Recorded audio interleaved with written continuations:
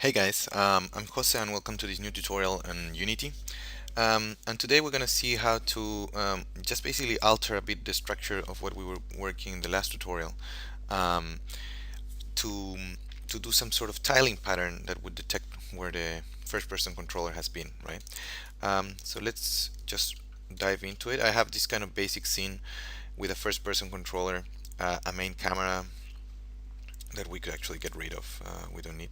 Um, the direction line and a plane, right? So if you just play it, there's nothing else in the scene, you can just move around.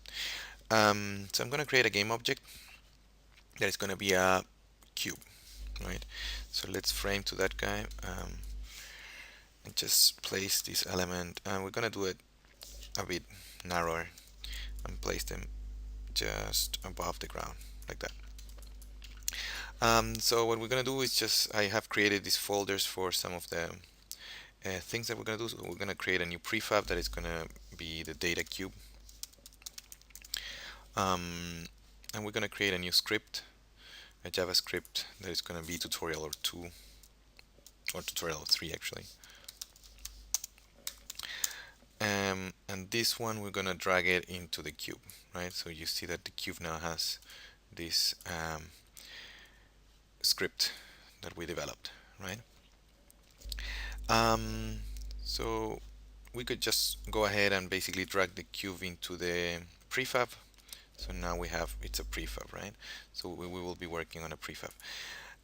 So let's do some, repeat some of the similar stuff that we did last tutorial. So I'm going to do a variable player that is from the type transform. And if I do that, I just want to make sure that I have the player option, and I'm going to drag the first person controller here. But because I've been, yeah, so I'm dragging the first person controller, so now the cube can detect the first person controller. And we're going to create a variable called accumulated color, accum color. And this variable is going to be a variable called float, from the type float, and it's going to be 0. It's going to start in 0. And then we're going to just repeat some distance calculation. So variable distance, also from the type float, it's going to be vector 3 dot distance, and we're going to calculate the distance from this object dot transform dot position to the player, right? So player dot position.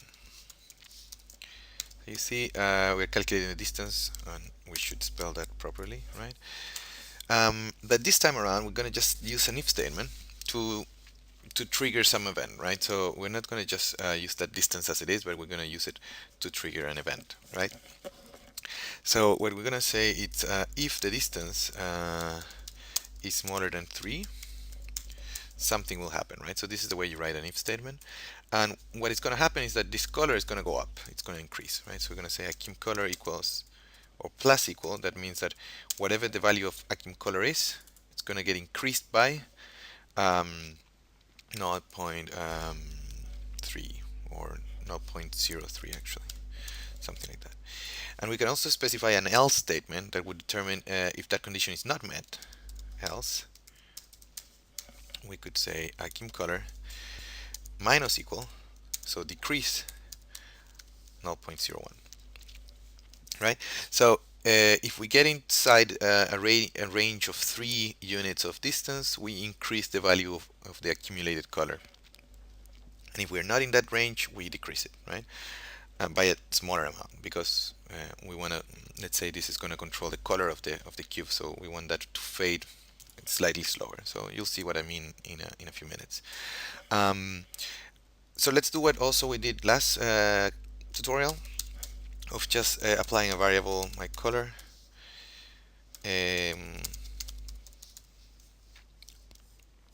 So that's gonna be the type color, and we're gonna use, in this case, accumulated color 3 times because it's an RGB and I want to work with black and white, right? So if I use the same value in the three channels, I would be dealing with between black and white. And I'm going to use renderer dot material dot color, and we are going to use the my color, right? So this variable there, right? So that would determine that the color of the cube it's this new variable color that my color that we're using, and that would be increasing or decreasing if we are in the range of 3. The only missing bit of this code here is actually that we need to do something not to allow the accumulated color to go beyond 1 or below 0, right? Because a color value goes from 1 to 0, so we don't want to just allow this mathematical calculation of like increasing the value of accumulated color just to go beyond that. So I'm gonna say um, if accumulated color it's bigger than 1, accum color equals 1, right? And if accum color is smaller than 0, accum color equals 0. So whenever it gets below 0, it's gonna stay in 0, and whenever it goes above 1, sorry, and whenever it goes beyond 1, uh, it will just basically stay in 1, right? So that's kind of in a way stopping and constraining the value to just go into values that we might not need, right? So let's test what we have right now. And let's see if there's any errors, right? So the cube is actually black now. It's being determined that its color is something small, and then when we get close it gets white. If we go away it gets black again, right? So it seems that it's kind of fading out very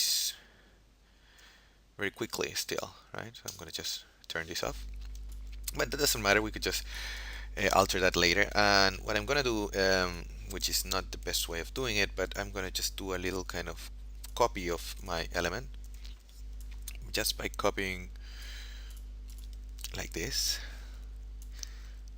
And basically, because this is a prefab and each one of these cubes should be doing the same thing, we will try to create like a tiling pattern of many elements and start seeing how we can actually um, make them behave. So we will basically paint the ground with our movement, right? So we will see in the next tutorial how to do arrays, so you will be able to automatize this process.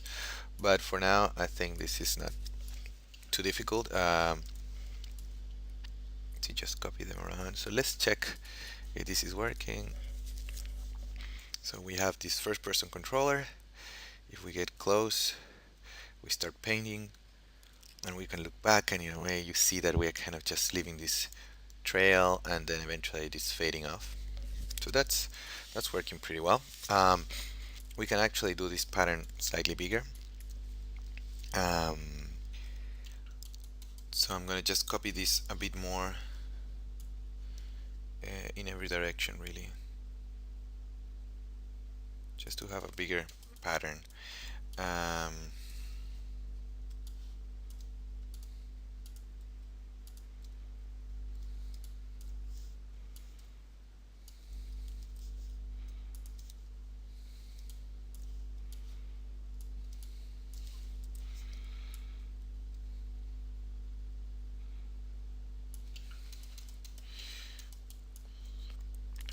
And as I said, this is not the very best way of doing this calculation, because imagine that you're calculating the distance from each one of these guys to the distance of the first person controller, right? So in a way you're just doing a lot of calculations, and you could actually just basically improve that if you would just like only be sending some information from the first person controller down, right? Like, but we will see something like raycasting later as well. And this seems to be working pretty well, but it's difficult to see what I'm kind of drawing or the painting. So we're going to try to implement a secondary camera that is going to show us in a minimap format a little bit of this same situation from the top view, right? So let's go and create a camera. And we're gonna just switch from perspective to orthographic and go into 90 degrees here, right? So we're gonna just move this guy up, and it seems that it's huge, and we can actually use these points here to determine that the camera is actually focusing on this area here, and that seems to be pretty good. We're gonna just use a gray background, um, and you'll see that if we go to the game view here, um, right, so basically if we're in the game view right now, you'll see that depending on the this value of the depth of the camera, we could determine, if we put -2, you'll see that we're actually looking through the other camera, right? So the camera that has the highest number of depth, it's the one that you're going to be looking through, right? You can go and check the depth of the other camera, in this case the first person controller, and it has a value of 0. So if you just put 2 to that, you could also affect that. So the one that has the biggest number, as I said, is the one that you're looking through. So we are going to be looking from this top view now, but we're going to use this top view as a kind of a side window here in the corner. So for that, I'm going to just start moving these values. Oh, sorry, that's not the one that I want to just move. So I basically want to just affect the top camera, right?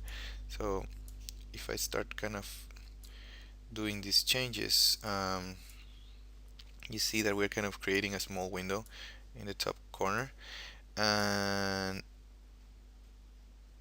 it's a bit sensitive, but there we go. So we have a kind of a little kind of minimap situation here. We're kind of looking through this camera, like the top view, and through the main person, first person controller, the front view, right? So you see that we're looking at the same thing, and if we start kind of just moving around, we can see how we're painting around and basically the effect that this has on the field, right? So that's working pretty well. The only thing is that I feel like, in a way, the trail that we're leaving over the tiles is actually fading out too quickly, right? It's something that maybe we want to do somehow slower, right? So what I'm gonna do is just expose several of the variables, or like create variables for some of these numbers that we're working with, and perhaps we're gonna tune the script for our need, right? So we're gonna say variable increment from the type float equals, I'm gonna use the same values that I have here, and I'm gonna just do 3 copies of this and then change the names. So the next one is gonna be decrement, and that's gonna be 0.1, and this is gonna be the radius, right? This is gonna be a value of 3, right? 3. So you can see that the radius goes here, the decrement, it's gonna be this value here, and the increment is gonna be this guy here. So if I save this now, and I go into my data cube prefab, you could see that the increment is pretty good, actually. It works, but maybe the decrement could be much slower, right? So we're gonna just put 0.03, right? So I'm just gonna see what effect do we have right now, and you see that actually it's taking a bit more time to kind of fade out now. So you can see that we could start producing this kind of trail effect, and when I start looking, it's like, oh, I've been here before. So this idea could be like a game mechanic for something like a maze or a labyrinth. So we can go much slower as well, and maybe we want to do a somehow smaller radius. Let's see if that works. So you can see that we're kind of doing kind of a more localized trail, and it's very slow, and it starts fading. So I could be like, oh, I've been here before, right? So yeah, this tiling pattern is actually working pretty well, and you can see now in the map what we're doing. And I'm just moving around with the first person controller's keyboard input. So yeah, this is it for this tutorial. And the next one, we're going to be looking at how to do these arrays in an automated way, and some more operations of how to kind of deal with several instances or instancing objects into the scene. So I'll see you guys soon.